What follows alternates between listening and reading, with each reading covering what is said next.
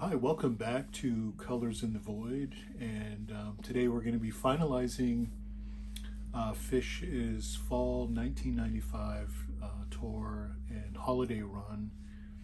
Where we left off with November 1995. Phish was just on an incredible roll, right? And that was after an incredible month of October, and then of course the four opening shows on the West Coast, specifically in California. But that again leads us right up to December 1995, and we're going to jump right in, guys. Again, if you're watching this video and you know Phish, you know this December 1995, a historic month, one of the one of the Himalayan peaks, if you will, of Phish's live catalog. I want to jump right in though with the first show of the tour, the first show of the month in Hershey Park Arena, and that is available as a live Phish download. There's some great audience sources out there as well, but just a great show to kick off the month. And again, they were essentially steamrolling into Hershey, Pennsylvania. They had played a really amazing show the previous night in Dayton, Ohio, and as I stated earlier, they were just on a roll, Anyway, so getting back to Hershey Park, right? I love the Colonel Forbins into Fly Famous Mockingbird, and then Trey talks about, he's talking about chocolate, etc. But I forget what book you reference, but anyway, it's sort of, he's talking the classic East versus West philosophy, etc., culminating into chocolate. But it's just a great narration.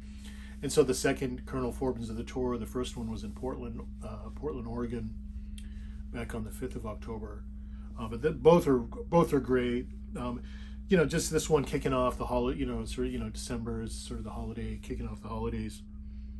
Very cool. And the second set, they were just playing so many great second sets in the fall of 1995. And this Mike song, for a long time, I was just like, I don't know, I don't know if it was the recording, but it finally clicked for me, over the past fall and winter when I was doing a lot of Phish listening. It's probably the shreddiest, the first jam, before they go into F sharp. Before they go into the F jam, or it's in the fall of 1995. They would go, Mike's song opens, right? They do the first jam, and this first jam is smoking hot. Trey's just on fire, the whole band's on fire, and then they would drop into this blissful F major jam. And this one's just got a really strong first jam. It's probably one of my favorite first jams. The other cool thing about this show is they segue. There's no, there's nothing in between Mike's song and Weak for Pod Groove. They segue, I believe it was the first time this happened. Pretty cool, right? And another great David Bowie. Bowie was just raging in the fall, in the summer of '95. Okay, so the next night, Phish is in New Haven, Connecticut, at the New Haven Veterans Memorial Coliseum, and they play a pretty great first set, right? Smokin' Runaway Jim, Mound has always been a favorite of mine. Going back to my first bootleg, which was one of my first bootlegs, was 26 May 1994, set 2, right? I had a MXL2 of that second set, and great show, but Mound was on that. The second set here, though, in New Haven, opens up with 2001 into a smoking hot maze, right? Simple, a pretty rare thought, which is a Fishman song, and I love how Paul Languedoc mixes in the horn, the foghorn sound at the end, and then into a really hot Tweezer, and Tweezer's been on fire this whole tour as well. This one is not too experimental, but it's just they're just so locked in, and Trey's playing some really amazing guitar. So that was the highlight there in New Haven, and then the next night they travel up to Amherst, Massachusetts, at the Mullins Center, University of Massachusetts, and they'd been playing in Amherst for a long time, going back to 88, 89. But yeah, some great stuff here. They played a second night in Amherst as well, so that was a Monday night, and then the next night, Tuesday, in Amherst. And this show really stuck out to me out of the two. I kind of prefer the second night. You know, they dedicate Lizards to ESPN basketball analyst Dick Vitale. And I thought that was kind of cool, and they go right into Lizards. And Esther, I think, was becoming more and more rare, although they had played it previously in Orlando in November. And then a pretty raging David Bowie before they end the set with a bluegrass song. But I just wanted to mention there's a ladder jam in the Bowie. I mean, they just lock in, and it's one of those special moments of in improvisational Phish where where they're so locked in. You know, the music sort of transcends what they were playing. So it was another sort of sponification, if you will, of something new, right? And that's when they're at their best, when they're coming up with those moments. From Amherst, they migrated over to Niagara Falls, New York. So pretty good drive. Again, these first sets, nothing really sticks out at me, but a very raging second set, a raging Split Open and Melt, which again, like a lot of their jam nuggets, had a strong fall 95, and this one, no different. Solid Reba. This show for me though is what really sticks out is the Mike's groove, and specifically there's some really cool ambient jamming in the Week for Pa, and it's got that classic fall 1995 sound, which is really sort of defined at times by sort of minimal playing from Page. Trey kind of backs away. He's diving into his effects pedals more, playing more texturally, but the music gets quieter, but it still retains sort of a darky, spooky, almost Halloween-y feel. And I think that's one of the signature sounds from fall 95 and continues in December. So we hear some of that, but again, it's so cool.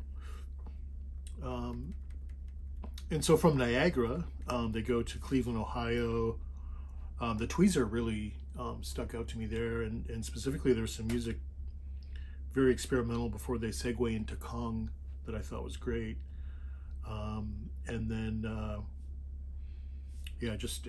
pretty cool encore. Come Together, A Day in the Life on the 15th anniversary of John Lennon's assassination, unfortunately.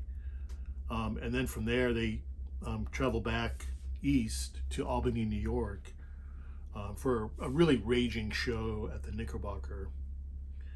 They open up with a maze in Albany that is just, it's how you want to, in terms of going to a Phish show and, hearing a first song. This maze is just off the chain and really sets the tone.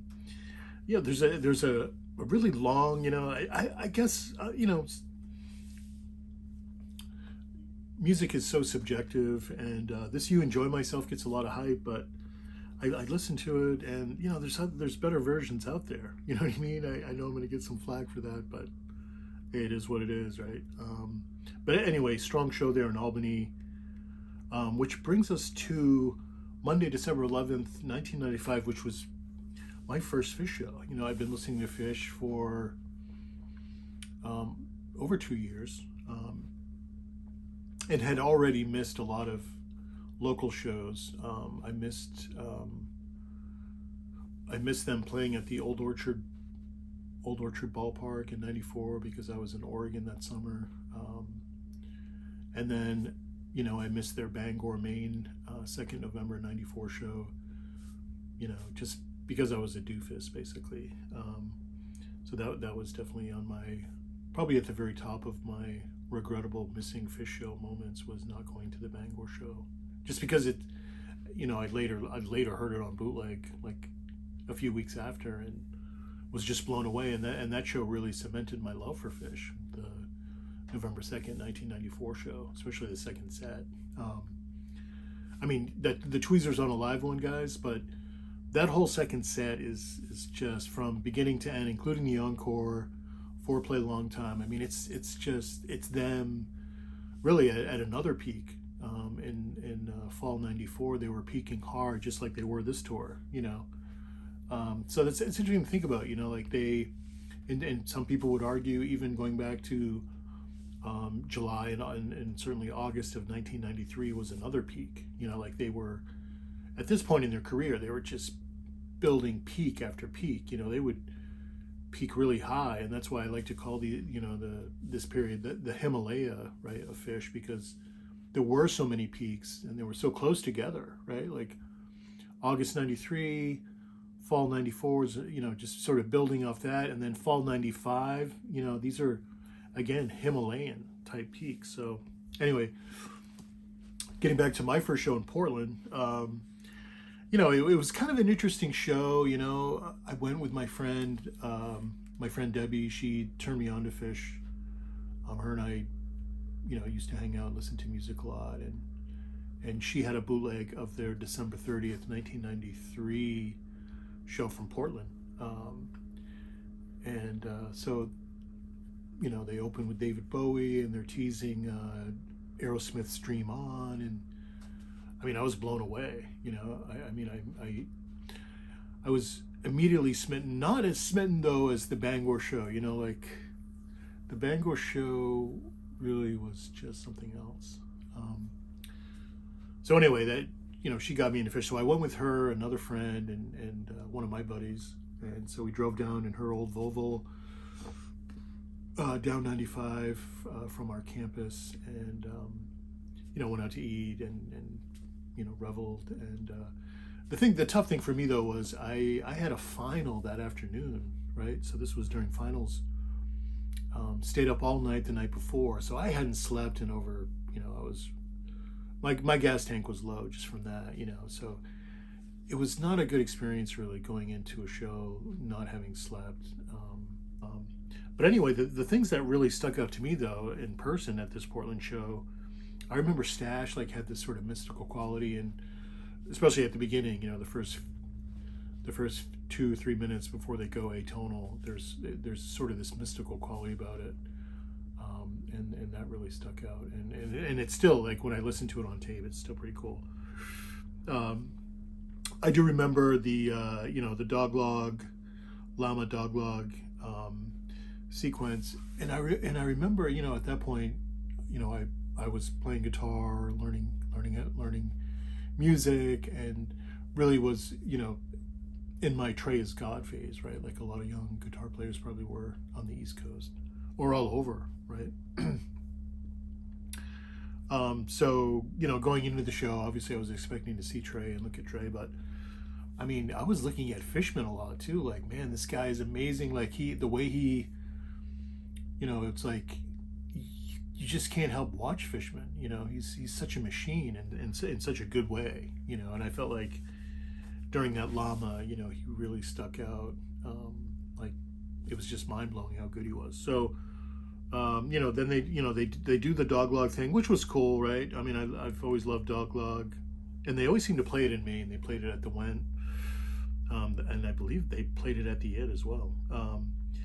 The David Bowie. I mean, the second set, I was really getting tired. Just again going on 36 hours, if not more, no sleep, and. But I remember the Bowie intro was extremely long, and even when I listen to it, it does have sort of these industrial overtones to it, and I don't know why Phish brought that kind of playing to Portland.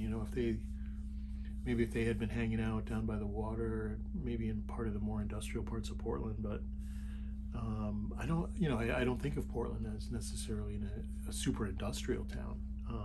But anyway, it had that sort of industrial vibe.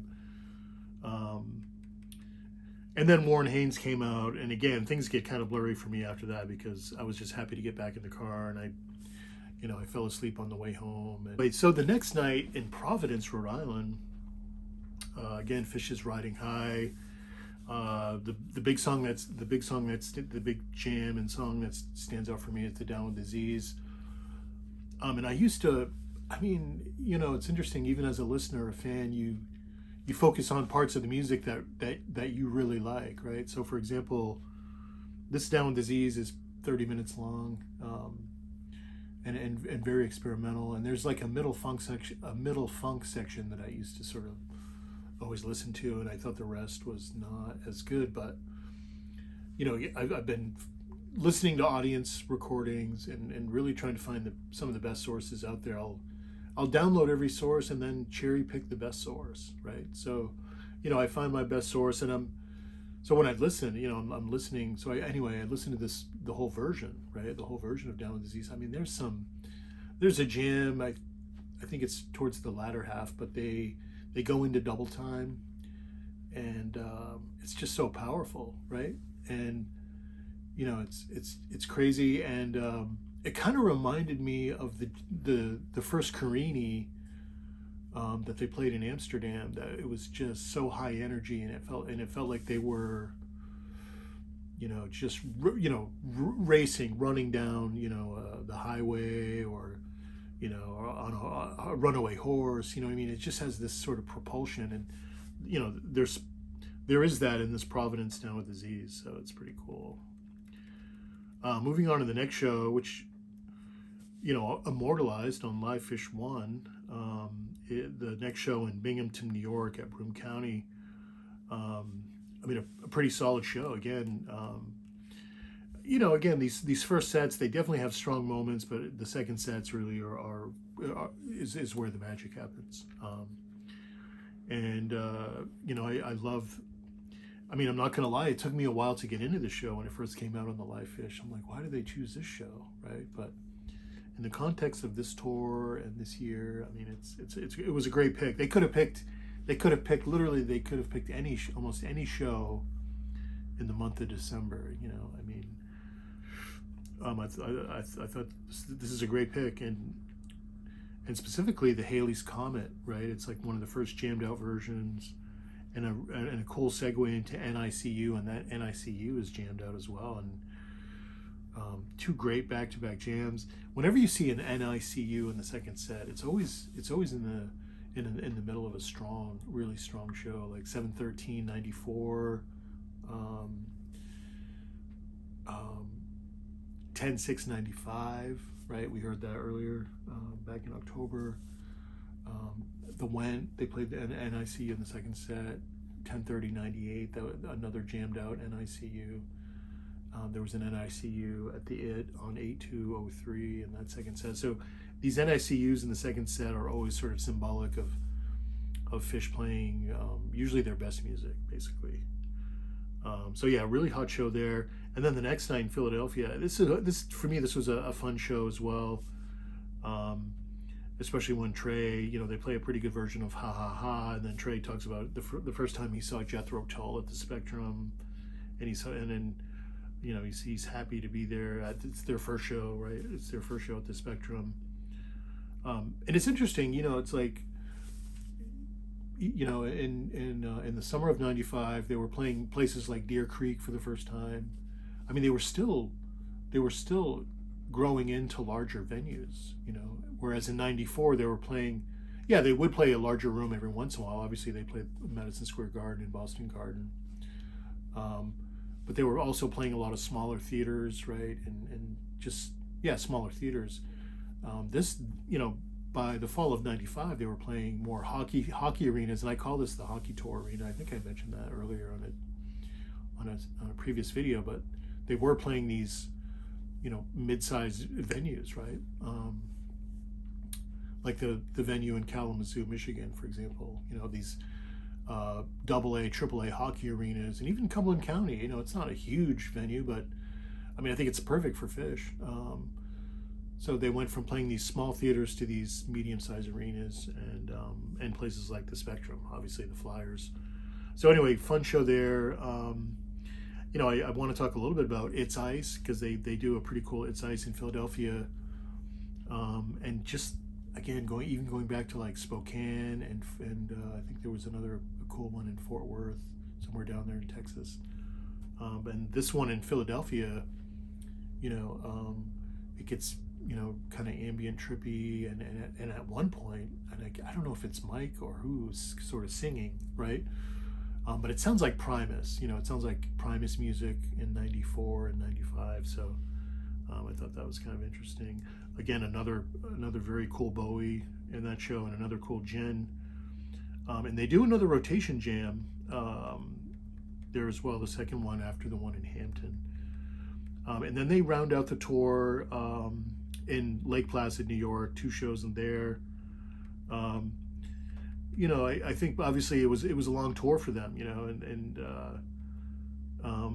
you know, the thing that stuck out for me in Lake Placid, it was the Tweezer, into Tweezer Reprise, and you know, Page plays this really long piano outro in Tweezer, and it's almost, you know, obviously it's a coda, right, because they're going to segue into Tweezer Reprise, but it's like a coda for the tour, you know, and a coda for the year, or a coda for certainly for the tour, you know. I mean, they started on September 27th in Sacramento, and here they are almost 3 months later, and wrapping things up in Lake Placid, not too far from home, and just an amazing tour. I mean, one of their best tours ever. I feel like, I mean, I became a Phish fan because of Fall '94, and I've been listening to Phish for, you know, 32 years.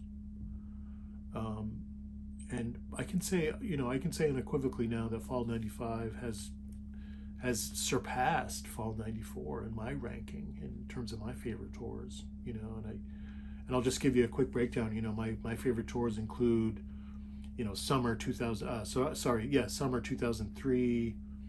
I'm going to go in reverse chronology. So summer 2003.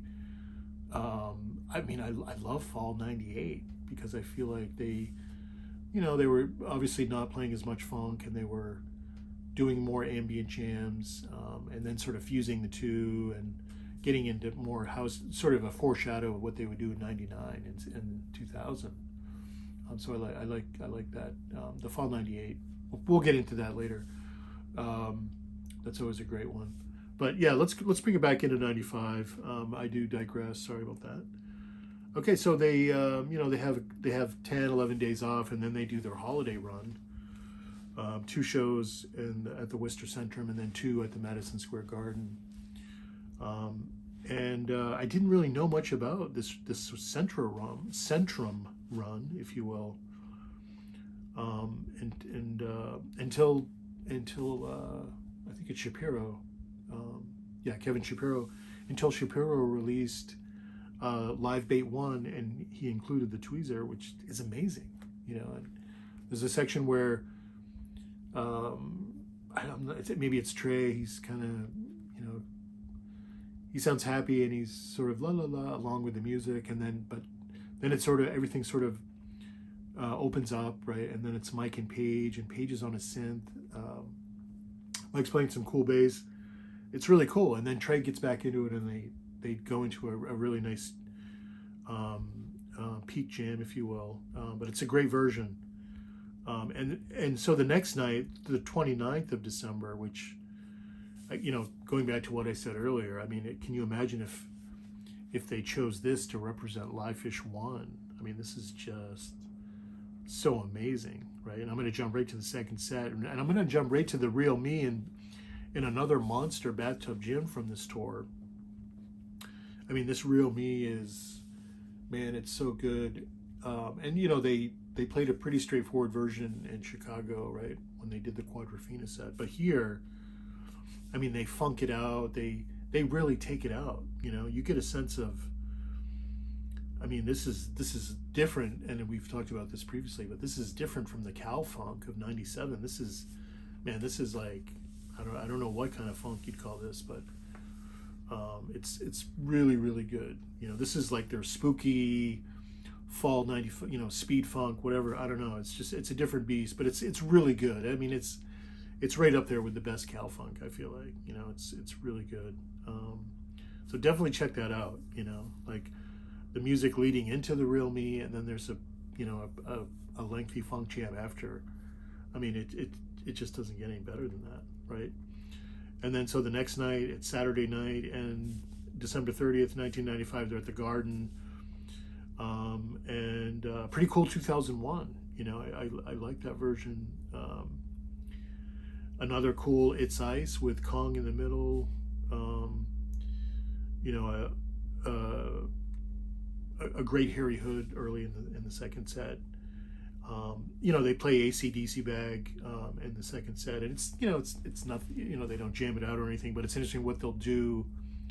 It's interesting what they'll do in just 2 years when you look at this set list right at the Garden, and 2 years to the day. You know, here they play a 5-6 minute AC/DC Bag. I'm not sure the exact timing, but in 2 years they'll play a 26-27 minute opus, right? So it's just kind of fun to talk about that, right? The evolution. And then obviously they end the holiday run, and they end the year back at the Garden on a Sunday night this time, with just one of their all-time best shows. You know, I think it's ranked number 2 behind Big Cypress. I mean, Big Cypress is my favorite Phish show, especially the late set, the long late set. But this show really, this show does deserve its rank as number 2. It's amazing, you know. And I'm going to jump right into the second set with Drowned. And they had sound checked it, you know, they were sound checking it in Worcester as well. So, and I heard some commentary that they, you know, they lost the chess game, and so it was a tie, right? The audience tied Phish, so it was a tie, and that's why they played Drowned. But they jam it out. I mean, it's like a 15-minute version, really strong jam. I mean, it's like a new kind of a sound that we haven't really heard from them, but it comes right out of the song anyway. Really cool segue into the Lizards. A pretty cool experimental Runaway Jim. You know, Trey's on percussion, but I don't know, it works here. And one of the all-time great versions of Mike's song. And, you know, specifically, the music that stands out to me about this Mike song is that when they transition from the first jam into the second jam, which, you know, it starts in the key of F, and here it's so strong and powerful and magical, and the second jam really is the highlight, and then that jam segues into the digital delay loop jam, and then they sort of segue. I think Trey says we'll be back or something, but just an impressive Mike song. And Mike song, we've been talking about Mike song this whole series, right? Since we've been doing these fall '95 videos. You know, just an incredible year for Mike song. Probably, I would argue, the best tour ever for Mike song, fall 1995. So just a great way to end it.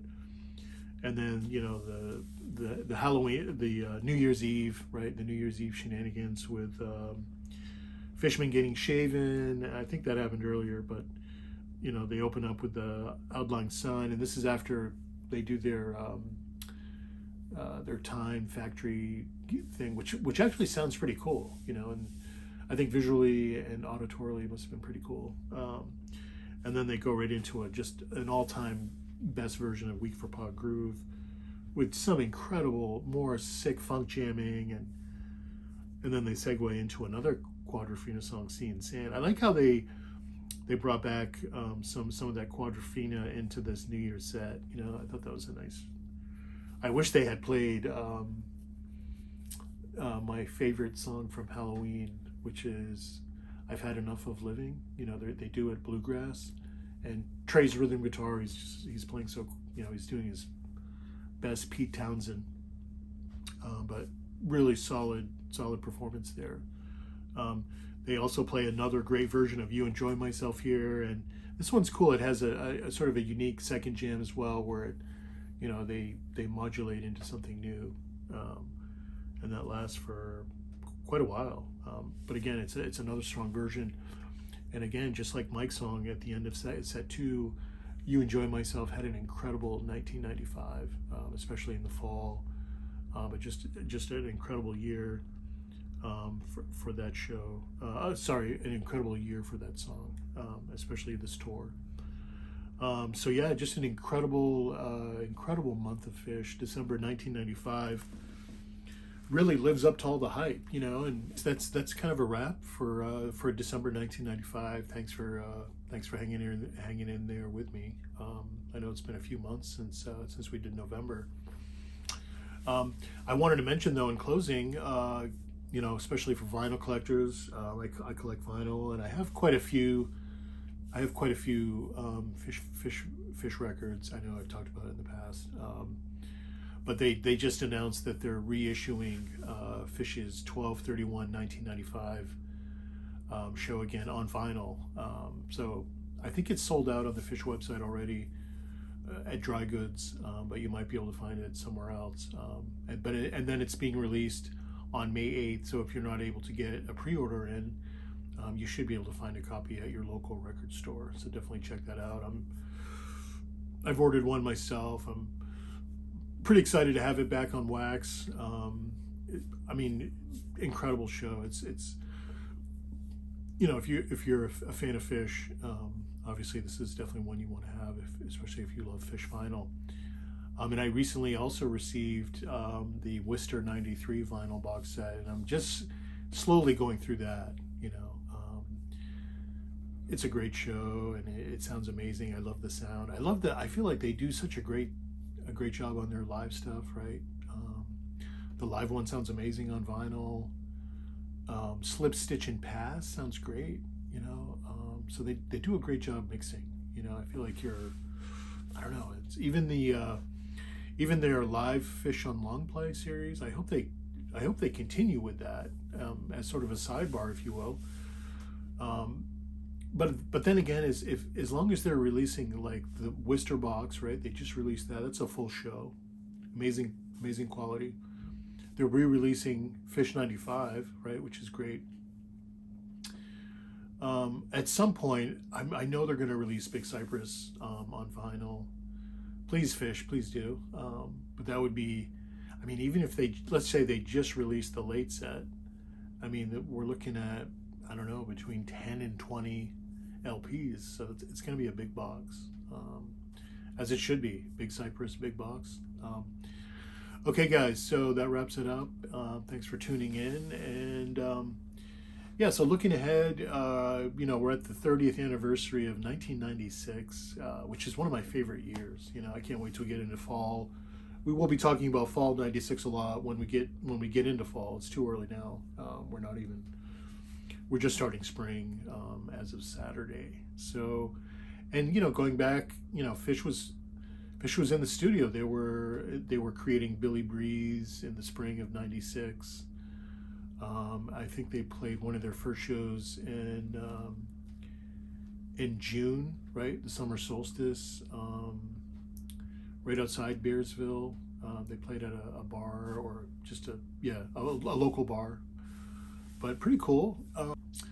They toured with Carlos. No, I don't know if they were touring with Carlos in July of '96. Yeah, I think they opened for him again in July of '96 in Europe, and then they headlined a few of their own shows. So we're going to deep dive into that. I actually, I think I've only really listened to like a couple shows. There's a show from Hamburg, which kind of foreshadows 3/1/97, but a pretty cool show, and they play a nice Mike's Groove, and so we're starting to hear sounds, you know, more funk sounds from them, even in the summer of '96, and we'll hear more of that in the fall of '96 as well. But anyway, I'm excited to hear them, you know, playing in Europe, right? Playing as an opening. It's a different setup for them. You know, they're coming off fall of '95, where they're headlining and playing bigger and larger venues, to, you know, kind of reeling it in, and, you know, opening for Santana or whoever it is.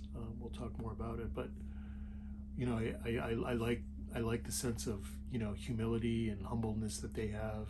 You know, like, and I think they were still learning. You know, I feel like they were still hungry. But anyway, we're going to take a deep dive into those European shows, and we'll also talk about their August, their Phish's summer 1996 tour, culminating at their first big festival, the Clifford Ball. So we'll get into that as well. So yeah, I'm excited. Just kind of giving you guys a preview of what's ahead on Colors in the Void. And I may review the Worcester set when I'm done listening to it, a more formal review. But yeah, it's really good, and thank you, Phish, for releasing that. It's important. I'm sure you guys know. We love hearing you guys on vinyl, especially more 1.0, if you will. Or even there's some great 2.0.